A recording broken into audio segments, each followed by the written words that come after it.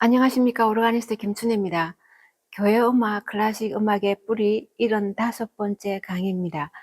이 시간에는 지난 시간에 이어서 미국의 19세기 후반의 복음성가의 특징을 그리고 영향을 좀 더 자세히 알아보고자 합니다.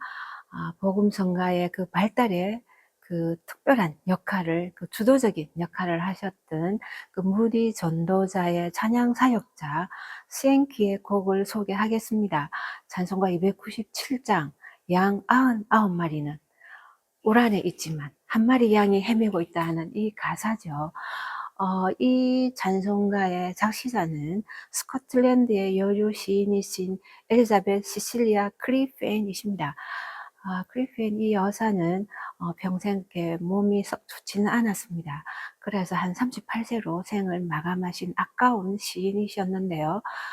어릴 때 그 부모님이 일찍 돌아가셨다고 합니다. 그래서 좀 불우한 생애를 보내셨고, 그렇지만 학교에서 가면서 그 청명함이 아주 드러났다고 합니다. 그 선생님의 사랑을 받으면서 또 시를 접하게 돼서 이제 문학 쪽으로 이렇게 열성을 붓기 시작했다고 합니다. 많은 그 독서를 좋아하셨고 또 혼자서 이렇게 사색하시는 그런 분이셨다고 합니다. 그래서 평소에 많은 사람들에게 별로 알려져 있지 않았다고 합니다. 그렇지만 그 짧은 생애이지만 좋은 시들을 많이 작시하셨는데요. 그럼에도 불구하고 출판되었지만 또 이렇게 크게 주목은 받지는 못했지만 바로 그 미국의 그 복음성가가 발달하면서 이분의 좋은 찬양시들이 빛을 보게 된 것인데요. 우리 찬송가에 이 찬송가뿐만 아니라 주 십자가 그늘 아래 나으시기 원하네 따라라라라 이 찬송가도 전형적인 그 십자가 구원에 대한 그 복음적인 그 찬송시잖아요. 그래서 아주 좋은 그 복음시를 많이 쓰셨는데요. 이분의 성품이 굉장히 온화하셨다고 합니다. 그래서 그 시의 그 표현 방법도 아주 자세하면서 섬세하고 그 서정적인 그런 모습을 담고 있는데요. 이분의 그 독서와 그 묵상을 통한 간증과 체험과 그런 고백들이 묻어나는 시라고 합니다. 이 시는 그래 보니까 그 친구를 위해서 썼다는 글도 있고, 이분의 오빠가 캐나다에서 돌아가셨는데요. 그 오빠를 위해서 쓰셨다 하는 그런 기록도 있었습니다. 어떤 과정을 통했든 이 좋은 시를 바로 무디 생기 이분의 그 전도자, 그 음악자의 그 음악을 통해서 우리에게 이렇게 귀한 찬송으로 남겨진 것 같습니다. 이 찬송시는 그 여러분이 아시는 대로 우리 성경에 누가복음 15장에 어떤 사람이 양 100마리가 있는데 한 마리가 헤매고 있어서 그 99마리를 들여다 주고 잃어버린 이 한 양을, 헤매고 있는 한 양을 찾으러 간다 하는 그 성경 구절을 그대로 이렇게 기초를 해서 5절로 만든 시입니다. 바로 이 작곡하신 스앵키인데요. 지난 시간에 많이 소개됐기 때문에 다른 부분을 조금 설명을 하면, 이미 말씀드린 대로 이분이 30세에 그 YMCA 회장으로서 전국 모임에서 찬양을 했었는데요. 거기서 무디 전도자를 만났죠. 찬양 한 곡 보니까 카우퍼의 샘물과 같은 보혈은 이 찬송가였다고 합니다. 이 찬송가를 부르시고 나서 무디 전도자가 그냥 나와 함께 사역하자고 이렇게 해서 결국은 이분과 함께 사역하시게 됐고, 무디 전도자가 돌아가실 때까지 29년 동안 함께 찬양 사역을 하시면서 작곡도 하신 것이죠. 생키 이분은 보니까 평소 습관이 뮤직 스크랩북을 갖고 다녔다고 합니다. 그래서 좋은 시가 있으면 딱 이렇게 저장을 이렇게 그 노트 안에 딱 넣어놓고, 그 다음에 어떤 영감이 떠오르면 이렇게 막 이렇게 좀 적어 놓고, 나중에 시간 되면 이렇게 다시 이제 본격적으로 쓰시기도 하고, 그러면서 바로 즉흥적으로도 이렇게 그 곡을 쓰시기도 했답니다. 바로 불러서 곡이 된 것도 있다고 하는데요. 바로 이 찬송가입니다. 이 찬송가가 바로 즉흥적으로 시를 놔두고 이렇게 부른 찬송가를 하는데요. 생키의 대표적인 찬송가입니다. 이 부인도 남편의 제일 유명한 찬송가가 뭐냐 이러면 99 이렇게 얘기했다고 합니다. 99. 그런데 99마리의 양이라는 이 찬송가가 남편의 대표적인 찬송가라고 이렇게 말할 정도로 아주 유명한 찬송가죠. 이 과정을 보니까 무디 전도자와 이 생기가 함께 이제 영국 그 복음 집회를 가셨죠. 가셔서 이제 스코틀랜드 지역을 돌다가 그 기차에서 이제 신문이 하나 있어서 신문을 봤다고 합니다. 그 신문을 봤는데 구석에 이렇게 신문 한 코너에 바로 이 시가 그리피인의 양 99말 이런 시가 있었다고 합니다. 그래서 생기가 너무나 좋아서 무디 전도자에게 이것이 좋다고 이렇게 얘기를 하니까 당시 무디 전도자는 시카고에서 온 무슨 그 편지를 읽고 있었다는 글이 있습니다. 그래서 뭐 그런가 이러고 말았던 것 같습니다.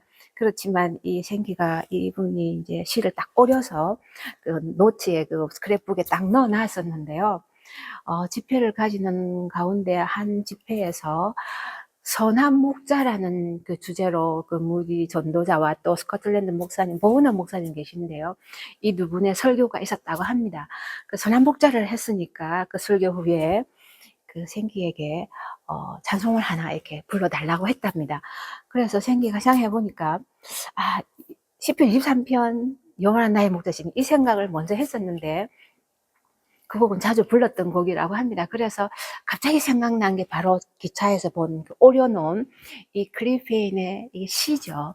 이 시를 빼서 빨리 불러야 돼. 즉석에서 불러야 되니까 항상 이렇게 사용하는 게 풍금 위에 가사를 탁 올려놓고 기도를 했다고 합니다. 하나님 아버지 영감을 주셔서 좋은 찬양이 되게 해달라고 기도하시고 바로 우리 찬송가와 같은 조선인데요. F의 장조로 코드를 이렇게 다 이렇게 눌렀다고 합니다. 눌러놓고 바로 즉석에서 양은 99마리가 울 아래에 있어서 바로 이렇게 즉석에서 나온 이 찬송이라고 합니다. 대단한 그런 감동적인 그런 찬송가라는 생각이 들었습니다. 그 생기의 이 찬송가가 참 이렇게 뒤쪽에 보면 후렴구나 혹은 찬송가 뒤쪽에 이렇게 그 반복을 하면서 굉장히 그 호소력이 있게 곡이 되는데요. 기뻐하거라 하는 주 양을 찾았네, 이런 양을 찾았네 하는 이런 그 반복을 하잖아요. 이런 걸 자주 사용하면서 참 이렇게 그 감동적으로 와닿는데요. 생기의 곡이 대체로 그런 그 느낌이 들었습니다. 우리 찬송가에 8장이 들어 있는데요. 그 여러분이 참 좋아하시는 그 곡들이 많습니다. 주 날개미 내가 편안히 쉬네, 부르면 따라라란 띠라라라, 이것도 굉장히 그 호소리 있게 나오는데요. 그 다음에 우리는 늘 주를 배발하나, 후렴 보면 주 널 위해 비네, 주 널 위해 비네, 주 널 위해 비네 하는 이 3번 반복하면서 이게 호소력 있게 나온 이 선율도 똑같은 그런 음악적인 그 스타일이 아닌가 생각이 들었습니다. 그 내가 주님께 엎드려 다라라라라라라 주님 서신 바라려 엎드려 비오니 하는 이 찬송가도 많이 부르고요. 어려운 일 당할 때 이 찬송가도 많이 부르지 않습니까? 다 여러분께서 좋아하시는 찬송가가 우리 찬송 8장이 들어있습니다. 여러분 찾아보시고 자주자주 부르시면 좋겠는데요. 이분의 그 찬송의 그 마지막 기록에 직접 한 기록을 하나 보니까 58세 되던 해에 그 성지순례를 마치시고 그 예루살렘에서 당시는 다윗의 탑이었다고 합니다. 지금은 현재 그 박물관으로 되어 있는데 그 예루살렘 다윗의 탑에 올라가셔서 예루살렘의 그 언덕과 이 전경을 보면서 내가 산을 향하여 눈을 들어서 보니 도움이 어디서 올까 하는 시편 121편 이 가사로 찬양한 것이 아주 유명한 그 이분의 찬양의 한 기록이라고 합니다. 이 가사와 그 우리 곡이 너무나 잘 맞아서 감동적인 그 찬송가인데요. 이분의 그 마지막 돌아가시 2년 전에 보니까 나의 삶과 거룩한 노래, My Life and Sacred Sorrows 이렇게 해서 이분의 생을 정리하면서 그분의 삶과 그 좋은 교회 노래를 라는 이런 악보집을 이렇게 내면서 이분의 그 귀한 그 생을 우리가 돌아볼 수 있게 된 것 같습니다. 이 가사는 5절로 되어 있죠. 바로 누가복음 15장에 있는 걸 아주 자세하게 이렇게 리얼하게 표현하고 있는데요. 1절에 보면 바로 이제 그 성경 그대로 99마리를 이렇게 뿔이 있지만 한 마리가 헤매고 있다 하는 그 안타까운 심정의 목자의 심정을 표현하고 있죠. 2절에 보면 이제 그 찾으러 가겠다고 하는 거죠. 찾으러 가겠다 하니까 주위에서 99마리도 충분하지 않느냐, 뭐 한 마리 또 찾으러 가느냐 하지만 그 한 마리 양도 귀하다. 그래서 찾아가야 된다 하는 이 목자의 그 양의 그 잃어버린 영혼의 양의 한 마리까지 소중하게 생각하시는 그 목자의 애타는 그 사랑, 그것을 표현하고 있죠. 3절에 보면은 이제 산 넘고 물 넘고 험한 곳을 지나고 광야로 가고 또 보면 어두운 밤도 지나고 이런 가사가 있습니다. 이렇게 지났는데 결국은 소리를 들었다는 거죠. 그 기쁜, 그 찾았다 하는 이 그 양의 그 목소리를 듣고 찾았다 하는 이 기쁨, 그 어려운 과정에서 기쁨을 나타내는 게 3절이고 4절에 보면 이 과정을 설명하고 있는데 이 어려운 과정을 가시면서 피를 흘리시고 손을 다치시고 가시에 찔리시고 이런 이제 표현이 있는데요. 이것은 단지 손만 그 다치고 어린 양을 구하기 위한 과정뿐만이 아니라 바로 예수님의 그 십자가에 못 박히심, 손에 못 자국이 구멍이 나는 이런 그 표현이 있는데요. 예수님의 십자가의 구원과 그 보혈을 그 얘기하는 그런 가사라고 생각이 됩니다. 그러면서 5절에 보면 바로 찾았으니까 이제 기뻐하는, 성경에 보면 어린 양을 자꾸 어깨에 메고 즐겁게 와서 기뻐하자, 우리 다 모여서 잔치하자 하는 그 성경 말씀 그대로 rejoice라는 단어가 3번이나 나옵니다. 한 번 나오고 또 뒤에 나오고 또 반복을 하는데요. 어린 양을 찾았는데 이 기쁜 소식이 천국의 문에서 이렇게 외치는, 기뻐하는 그런 광경을 여기서 그 5절 가사에 나타납니다.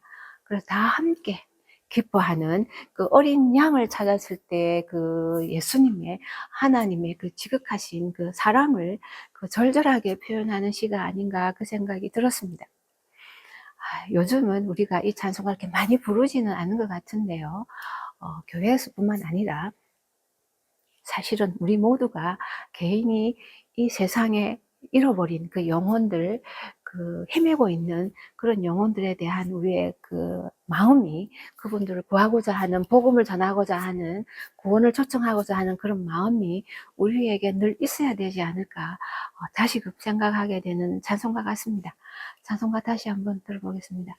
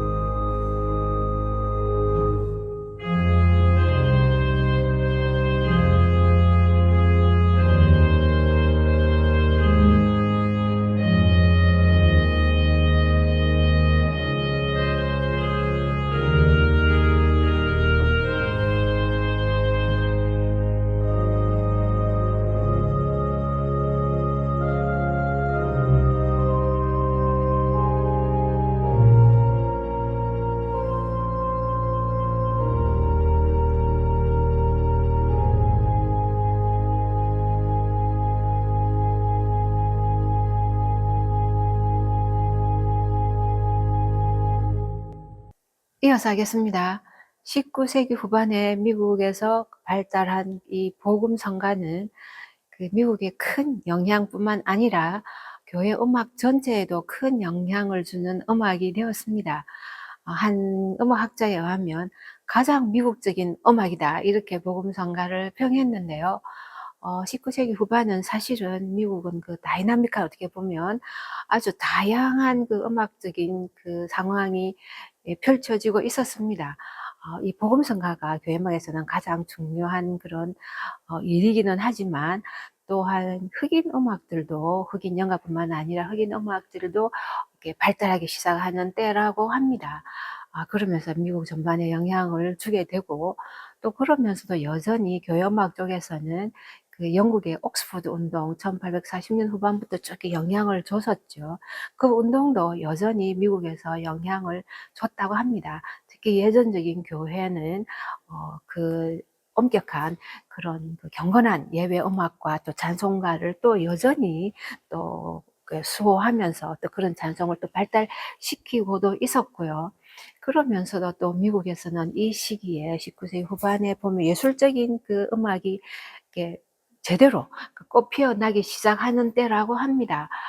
그 전에 이제 생기기 시작했던 그 보스턴 음악 학교라든가 여러 음악 전문 기관들에서 이제 공부한 그 본격적인 음악인들이 이제 배출되죠. 그러면서 본격적인 그런 클래식 음악 활동들을 하고 또 곡을 쓰게 되면서 또 뿐만 아니라 또 많은 또 음악인들이 미국에서만 공부할 뿐만 아니라 또 유럽으로 건너가서 영국이나 프랑스나 거기서 또 유학을 해서 또 돌아와서 또 음악들을 또 함께 하는 그런 유학파 음악인들까지 또 많이 생겨나면서 지금의 그 미국의 음악이 오기까지 그 당시에 굉장히 활발한 그 어떻게 보면 다이나믹한 역동적인 그런 시기를 보낸 때라고 생각합니다. 그러면서도 또 하나나 그 대중적인 민요, 대중적인 음악도 특히 그 클래시컬한 면과 대중적인 게 잘 이렇게 함께 되어 있는 그런 미국 민요도 발달했던 것이 바로 포스터죠. 이 포스터의 그 민요가 상당한 영향력을 줬는데요. 미국 전반에 걸쳐서 많은 사람들이 불렀다고 합니다.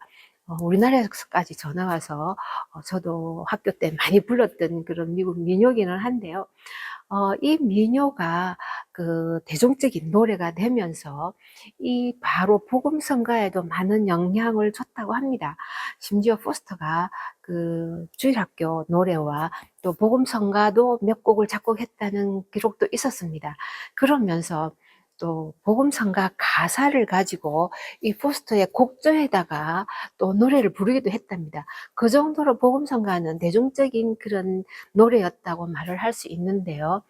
예를 들면 따라라라 올드 블랙주 있지 않습니까? 따라라란 따다다다 이 선율에다가 복음성가 그 가사 I love him 하는 이 가사를 넣어서 복음성가를 불렀다고 합니다. 그 예가 있을 정도로 이 포스터의 이 미국의 그 대중적인 이 민요는 아주 아름다우면서 클래시컬한 면과 지금의 대중적인 그런 음악 요소를 골고루 잘 포함하고 있어서 미국의 그 토착적인 그 음악이 그 발달하는 데 큰 기여를 했다고 합니다.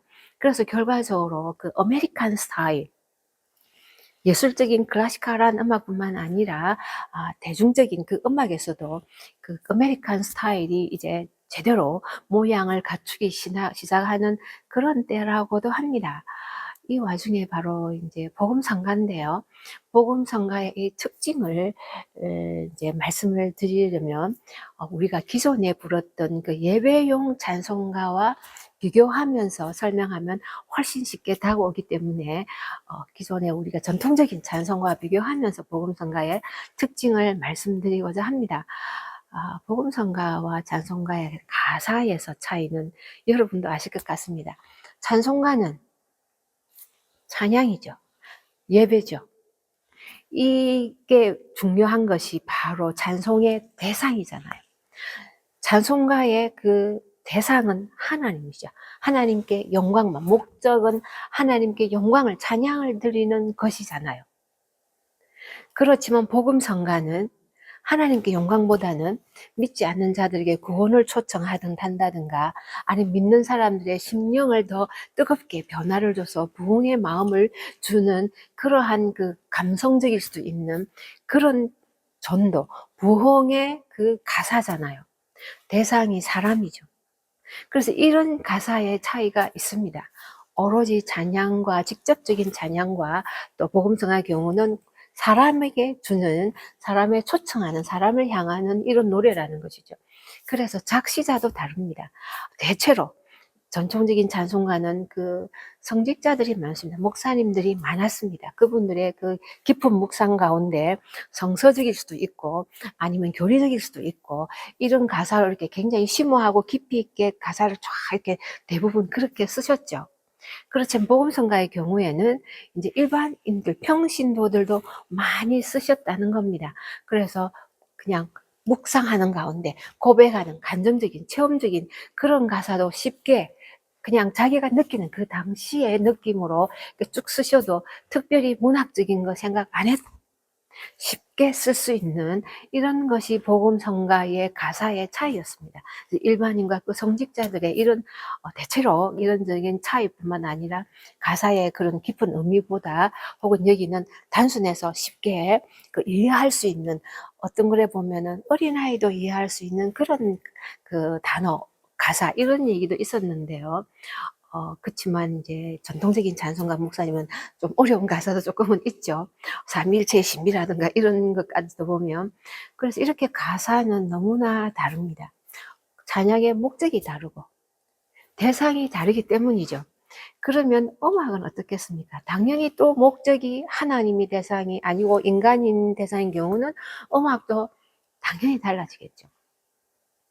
그래서 찬송가의 경우는 경건한 그리고 온건한 리듬에 깊이 있는 가사의 선율에 이렇게 찬찬히 흐르는 그리고 아주 탄탄한 화성과 가사를 반영한 조금 더 복잡한 어떻게 보면 화성이 자주 바뀌기도 하면서 멋있는 클래시컬한 그런 면의 찬송가라고 한다면 복음성가는 쉬운 선율, 민요 같은 선율 혹은 딴 말로 하면은 일반인들이 알 수 있는 대중음악 같은 선율 그 당시로서는 그러면서 리듬은 경건하게 천천히 움직이는 게 아니라 거기는 4분음표, 2분음표라면 복음성가는 8분음표가 많죠.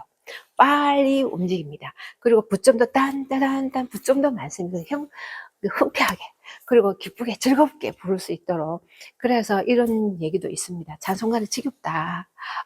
좀 느리고 뭐 좀 지루하다 이러면은 단점이겠죠. 그럴 수도 있겠죠. 그렇지만 복음성가는 재밌고 막 흥겹고 이러니까 더 좋아했다 이런 게 있을 정도로 리듬은 그랬습니다. 화성은 아주 쉬웠습니다. 1도 혹은 5도, 4도가 한동안 나옵니다. 왜냐하면 곡이 빠르기 때문에 화성을 계속 바꾸면 곡이 굉장히 어려워지거든요. 부르는 사람은 화성을 몰라도 계속 뭔가 이게 화성이 바뀌니까 아마 일반인도 제 생각은 화성이 빠르면서 계속 빨리 바뀌면서 템포까지 빠르면 아마 부르시기 힘드실 거라 생각합니다. 화성을 잘 모르시는 일반인들도 그렇기 때문에 화성을 아주 쉽게 씁니다. 빨리 싹싹 지나가야 되니까 그런 간단한 화성들과 그 조금 더 그 다양한 화성으로 해서 깊이 있게 그 가사를 표현하고자 했던 그 찬송가의 그 찬양의 그 경건한 리듬에 이거는 차이가 있겠죠. 그래서 복음성가는 전체적으로는 이렇게 단순한 것을 추구합니다. 그러면서 감성적인 것을 추구합니다.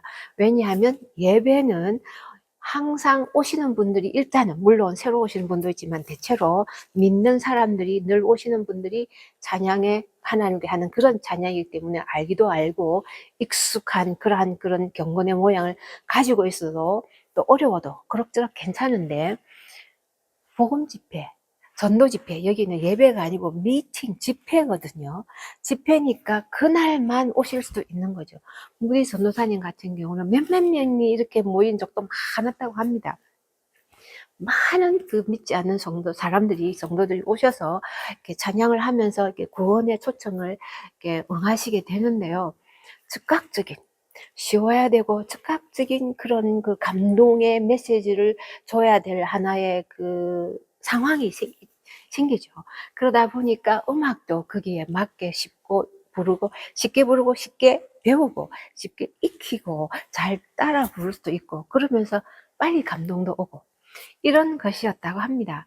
그래서 어차피 그 용도가 목적이 대상이 다르기 때문에 음악도 다를 수밖에 없는 이러한 거죠. 그래서 이 음악도 아까 말씀드린 그 전형적인 찬송가의 경우에는 그런 클래식 작곡가나 교회 음악의 전문 음악인이었다고 한다면 전통적으로 클래식 음악을 배운 그렇지만 복음성가는 어떻게 보면 그냥 그런 백그라운드가 적어도 흥얼거리면서 본인이 이렇게 감정적으로 나오는 선율도 얼마든지 가능하죠.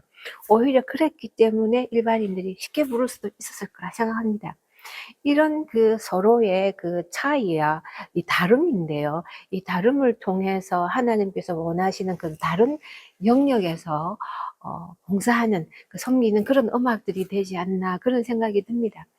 이 복음 성가의 그 구조상에 하나가 있는 거는요, 찬송가는 대체로 절이 끝까지 쫙 1, 2, 3, 4, 4절 있습니다. 그런 복음 성가의 많은 복음 성가는 후렴이 있습니다. 그 소개드린 당 99마리는 이것은 그 후렴이 없지만 대체로 이렇게 후렴이 많습니다. 그래서 절이 있는 것은 그 독창자가 먼저 부르고, 가사가 돼 있으면 부르고, 그리고 후렴이 있어서 똑같은 가사로 성가대가 합창으로 하든지 아니면 회중들이 빨리 익혀서 같이 모인 사람들이 함께 부르든지 이렇게 했는데요. 그 찬송가에 리프레인, 후렴이라고 썼을 때도 있고 코러스라고 쓸 때도 있었습니다. 지금은 대체로 다 통일해서 후렴이라고 되어 있는데요. 이런 구조를 보면서 우리 찬송가에 이렇게 많이 후렴이 있는 게 많이 있는데요. 많은 부분이, 어떻게 보면 거의 대부분이 예외 몇 개만 제외하면 복음 성가라고 보셔도 거의 무리가 없을 것 같습니다. 이런 구조를 가집니다. 그런 찬송의 특징 때문에. 이 복음 성가의 그 영향력은 대단했습니다. 이것은 교회 음악의 큰 그 변화를 이룬 것이기도 합니다. 유럽에서는 교회 음악이 그 뿌리가 되어서 교회 음악에서 클래식 음악이 나와서 교회 음악은 꾸준히 클래식 모습을 가지고 있었는데, 미국에서는 이제 그 유럽의 음악을 전수받기는 했지만 차차 미국적인 그 음악들이 들어오기 시작했죠. 그래서 포킴이라는 것도 저번에 배웠고요. 민속 찬송가, 그러면서 민요풍의 찬송가, 이런 찬송가들이 들어오면서 주일학교 찬송가가 또 생기면서 캠프 집회 찬송가들이 생기면서 그런 찬송가는 대체로 대중적인 그런 민요적인 편한 쉬운 곡들이거든요. 복음 성가가 이제 되면서 교회 음악 전체에 큰 그 전환기를 특히 미국 경우는 맞이하게 됩니다. 이것이 가장 영향을 많이 받은 나라들이 선교지, 피선교국들이라고 합니다. 미국에서 당시에 그 19세기 후반에 만들어진 그 찬송가를 가지고 미국 선교사님들이 각 선교지로 가실 때 그분들도 선교를 해야 되는 입장이잖아요. 복음을 전해야 되는 입장이니까 그 찬송가를 많이 가지고 가셨다고 합니다. 우리나라도 예외는 아니어서요. 선교사님들이 그런 찬송가를 다 갖고 오셨다고 합니다. 그래서 그 찬송가를 이렇게 도입하셔서 많이 불렀었는데, 지금은 바로 그 찬송가 우리나라에 굉장히 많이 남아있죠. 거의 반될 정도로 많이 남아있는데요. 그래 보면은 오히려 미국에서는 복음성가가 출발했지만 지금 미국의 많은 교회들은 복음성가가 그렇게 많이 부분을 차지하지는 않는다고 합니다. 찬송가 안에는. 그런데 특히 예전적인 교회는 더 그렇게 많이 차지하지 않죠. 장로교, 감리교, 침례교도 복음성가가 그렇게 많이 차지하지는 않는다고 합니다. 물론 침례교는 조금 더 많다, 이런 이제 그 글들이 있습니다. 그런 것 비하면 오히려 우리나라는, 혹은 다른 나라의 그 비선교국에 한 그 찬송가는 미국의 찬송가보다 복음성가가 더 많이 들어있다, 이렇게 평을 하거든요. 그래서 그것이 우리나라 찬송가의 지금 현실이 아닌가, 그런 생각은 듭니다. 이 복음성가는 사실은 독창곡이었습니다. 그 독창자가 이렇게 절로 쫙 부르고, 그리고 후렴이 이제 성가대가 하든 이제 그 모인 분들이 함께 하든 그 독창곡으로서 그 다음에 다 익혀서 이제 절까지 모든 절이 달라질 때만 익혀서 이제 모든 사람들이 함께 부르기 시작하는 시간이 좀 걸렸고요. 그러면서 바로 예배 찬송으로 이제 조금씩 들어오기 시작했습니다. 그래서 가스펠 힘이라는 용어도 이제 씁니다. 그 송이란 말은 사실은 독창이라는 말을 더 많이 쓰는 용어기는 하니까요. 이런 교회 음악의 이제 찬송가에도 예배 밖에서 집회에서 부르는 찬송가가 예배 안으로 들어오게 되는 이러한 변화도 맞이할 뿐만 아니라 이 복음 성가로 인해서 교회 음악 전반적인 영향을 주는 것이 또 성가대에도 영향을 줍니다. 성가대 음악도 정통적인 클래시컬한 음악뿐만 아니라 또 이런 대중적인 그런 복음성가 스타일의 성가대 곡들이 또 쓰여지기 시작합니다. 왜냐하면 그 스타일에 익숙하니까 그 스타일을 좋아하게 되고 또 그런 스타일로 또 성가대곡도 막 쓰는 거죠. 지금의 우리 그 한국교회 성가대곡에 CCM 스타일의 성가대곡이 굉장히 많거든요. 그거하고 흡사하다고 보시면 됩니다. 그래서 클래시컬한 그 성가대 곡이 여전히 있지만 그 미국이 시작한 그 복음 성가 때문에 그걸로 인해서 성가대 곡까지 영향을 줘서 성가대 곡도 그런 유형의 곡들이 작곡이 되면서 지금까지 CCM의 영향으로 남아 있다고 볼 수 있습니다. 그 정도로 예배 음악에 혹은 그 교회 음악에 큰 변화를 이루었다고 할 수 있습니다. 그러면서 또 하나가 바로 이 복음 성가의 가수의 출연이기도 합니다. 그러면서 바로 이것은 바로 교회 음악이 대중음악으로서 다른 면모를 가지게 되는 것이기도 합니다. 교회 음악은 클래식 음악이었습니다. 사실은 지금도 여전히 클래식 음악이기는 합니다.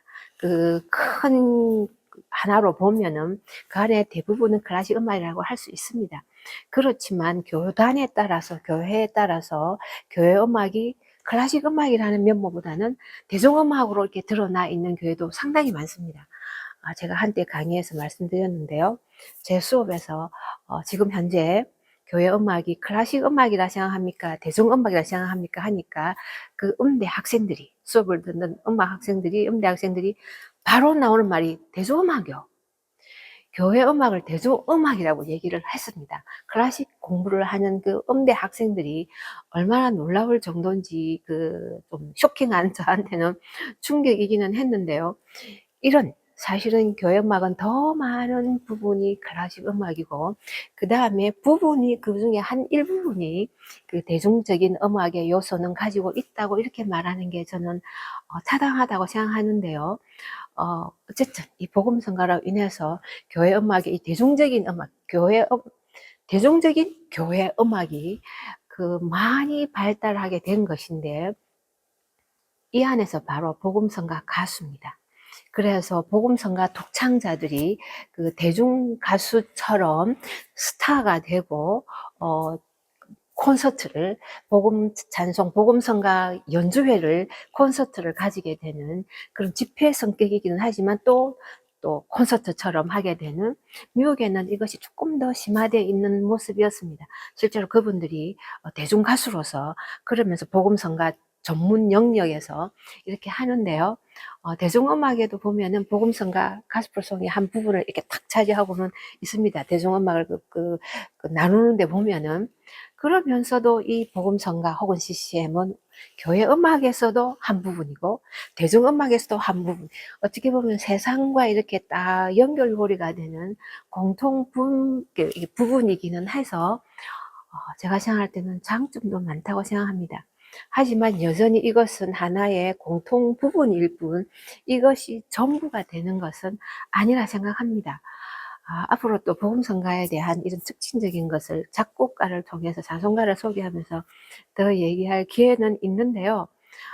우리가 교회 음악을 생각하면서 어떤 음악을 우리가 더 육성하면서 그러나 또 다양한 음악을 또 우리 용도에 맞게 적절하게 또 사용하면서 고르게 균형을 잡힌 그 교회 음악 안에서 각각 다른 영역에서 또 하나님의 일을 할 수 있는 음악으로 발전할 수 있을지 우리가 생각하게 되는 것 같습니다.